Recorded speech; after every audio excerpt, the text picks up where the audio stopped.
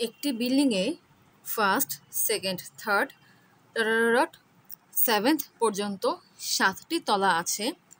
প্রতি তলায় রুম সংখ্যা 2n যেখানে n = তলার সংখ্যা।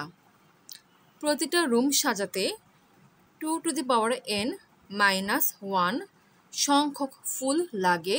সবগুলো রুম সাজাতে মোট কয়টি ফুল লাগবে?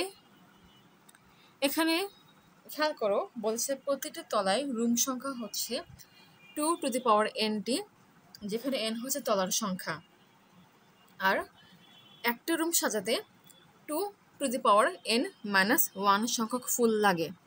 তাহলে 2n রুম সাজাতে 2n ইন্টু 2n-1 সংখ্যক ফুল লাগবে।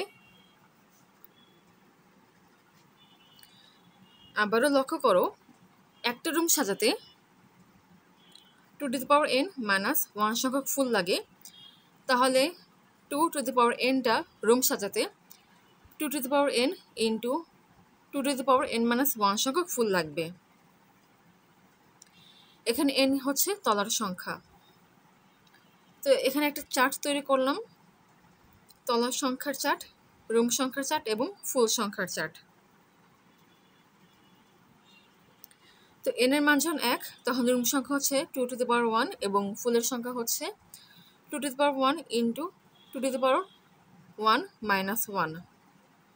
মানে প্রথম তলা সাজাতে এতগুলো ফুল লাগবে। যখন n এর মান 2, তখন রুম সংখ্যা হচ্ছে 2² এবং ফুল সংখ্যা হচ্ছে 2 ইন্টু 2n-1। অতএব দ্বিতীয় তলা সাজাতে এতগুলো ফুল লাগবে। একইভাবে এভাবে করে যখন n এর মান 7, তখন রুম সংখ্যা হচ্ছে 2n এবং ফুলের সংখ্যা হচ্ছে 2n ইন্টু 2n-1, অর্থাৎ সপ্তম তলা সাজাতে এতগুলো ফুল লাগবে। তাহলে এখন যদি এদেরকে যোগ করে দিই, তাহলে মোট কতগুলো ফুল লাগবে সেটা বের হয়ে যাবে। সো এখন তাই করব। তাহলে এখন এই সংখ্যাগুলোকে যোগ করা হলো। যোগ করার পরে ফাইনালি যোগফল পাওয়া গেল হচ্ছে 21,590। তাহলে মোট 21,590টি ফুল লাগবে। তাই উত্তর হচ্ছে 21,590টি ফুল। এখানে আমি ক্যালকুলেশনের কিছু স্টেপস দেখিয়েছি, তো চাইলে তোমরা সেটা ফলো করতে পারো, কিংবা চাইলে তোমরা ডাইরেক্ট অ্যান্সারও লিখতে পারো,